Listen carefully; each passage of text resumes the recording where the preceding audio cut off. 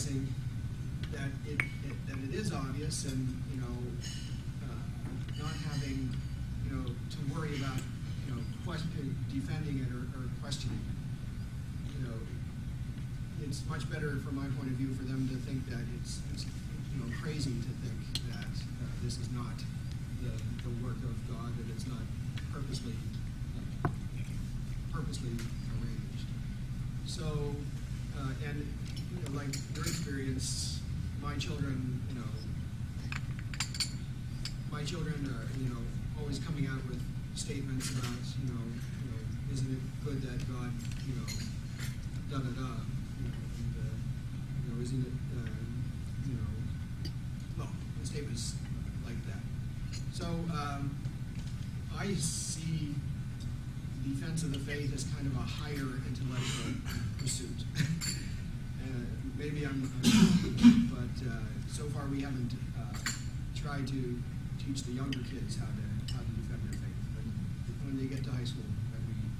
How far do you plan to go to homeschool? I'm sorry? How far do you plan to homeschool, or are you homeschool? Well, our oldest daughter is a junior in high school, so the whole way through high school. All the way through senior high school?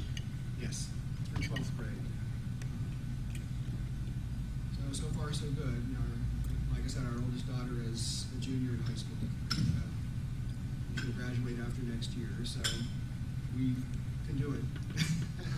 At least my wife can. Yes. Yeah, well, these school decisions are different for everyone. Our kids go to the Westminster schools in Athens, which are emphatically Christian. And I think that's been a good environment for them. Sometimes they come home with some of these questions. And, that's when they ask you the question, that's when it's really interesting. We're looking at a beautiful sunset. My daughter will be remarking on that and say, Rebecca, do you know that most of that can be explained in terms of chemistry? And scratch her head a little bit and say, well, it might be. And I said, Rebecca, do you think that means God didn't do it? So, no, that doesn't mean that God didn't do it. So, some of these things, we don't, and I think Mike would agree with me, we don't want to inject any unnecessary hostility to science. We want to give them the picture that it is all seamless and a correct understanding of the universe. And that beautifully parallels, Mike, in terms of not creating any hostility. Because frankly, I enjoy seeing my children. We went to a birthday party several weeks ago at the Museum of Natural Science, and they had a program going on, and the person started talking about different things, and my 6-year-old blurted out, he said, well, that's just ridiculous. There's this group of several hundred people, and it was a bit embarrassing. But the fact is, we don't want to create a distinction between the explanation, and we're very interested to listen and learn more. But nice to know I have a common with homeschooling. Could I ask a follow-up question? Because the background of the discussion may take something for granted. I'm actually curious to hear your feelings. Do Christians in the room feel that they have to defend their faith, either the right to have their faith or the details of what their faith incorporates, from science itself, or is the issue about defending it from a kind of progressive standpoint? Is science itself something that needs to be defended against within the Christian faith?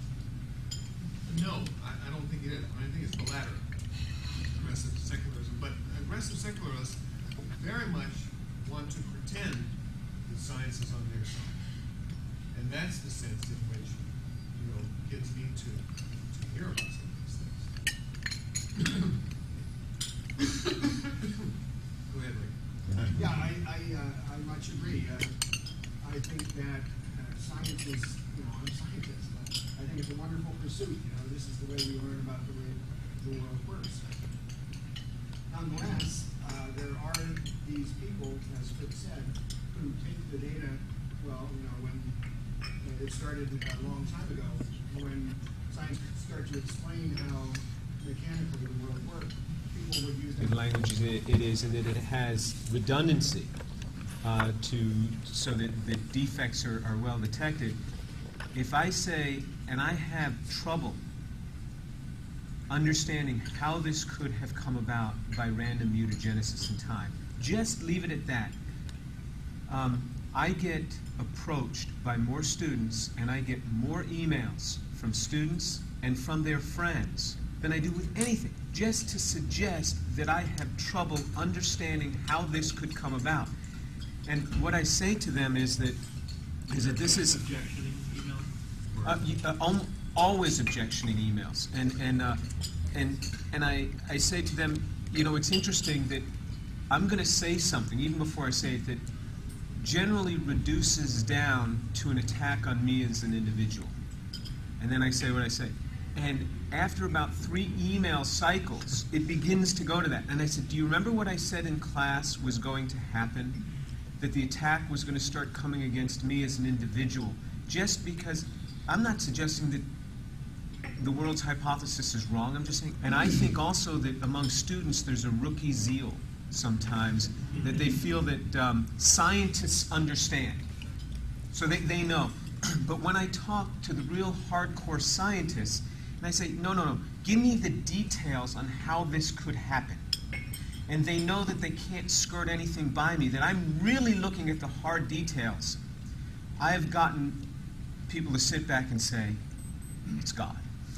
People that you would least suspect. So I think that there are arguments that come. Fritz, maybe you've probably been on the end of these sorts of things as well.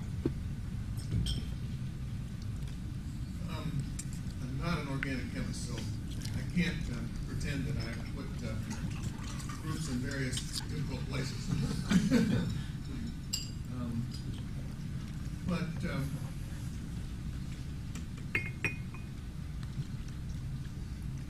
So I've never said something quite analogous to what you've said in class,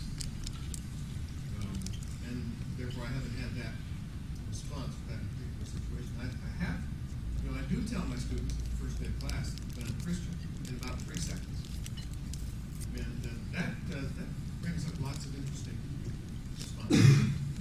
Some positive, some negative. So they're attuned to these things, no question. But I can't quite comment on just the remark you made. But I think your statement is perfectly reasonable and defensible scientifically. I mean, anybody that wants to argue with you on that point, let's have the evidence.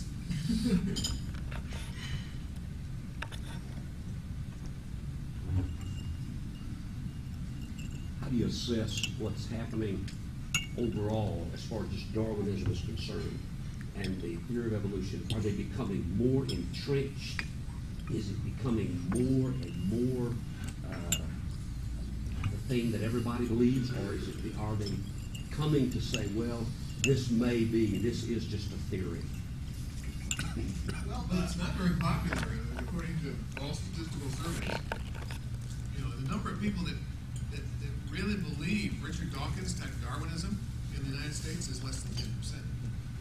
And these all fall in various categories, and almost half are what we would call recent creationists. Think that everything you see was done within the last 10,000 years, and then there's another large group who are kind of somewhere between that and theistic evolution, and God did it over a long period of time. Is that statistics from the populace at large or from the scientific? That's from the populace at large. Your question was about the populace at large, I think. Okay. Yeah. Well, no, that's just surprising because. So to really believe that all the diversity we see in life is due to purposeless forces, that's less than 10% of the population. So I would say they're not carrying the day with ordinary people. So when you move into the ruling, cultural elites, judicial elites, governmental stuff, then they do carry the day, or at least it's very difficult for anybody who expresses skepticism that nature can be explained solely by matter and motion to get their views heard in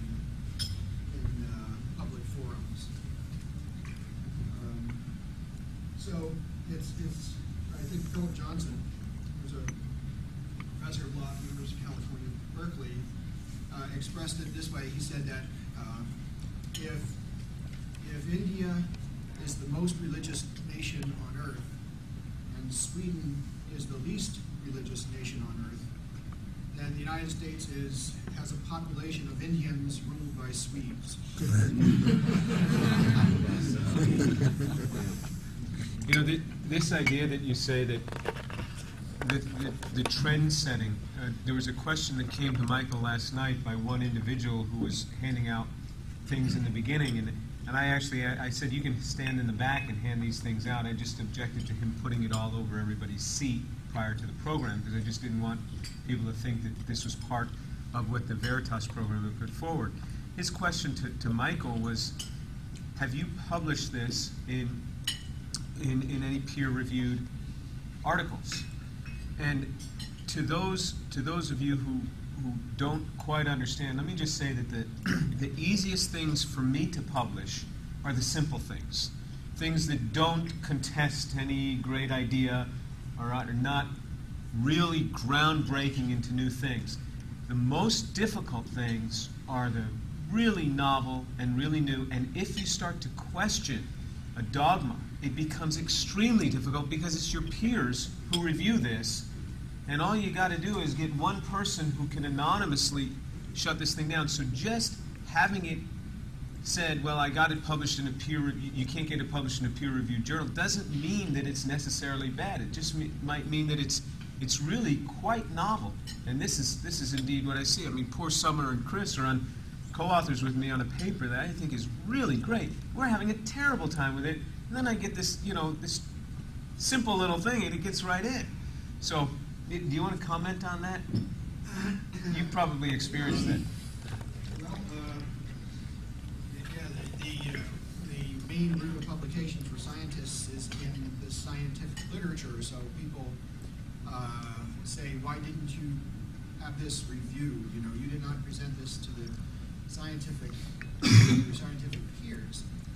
And we can say a number of things to that. First of all is that the manuscript is quite a bit too long for a typical journal, and if you're proposing something pretty new, you need a lot of space to explain it. So one needs to write a book rather than a manuscript. You can also point out that, in fact, the publisher did not want to be embarrassed by this either and sent it out for review to a number of scientists before publication.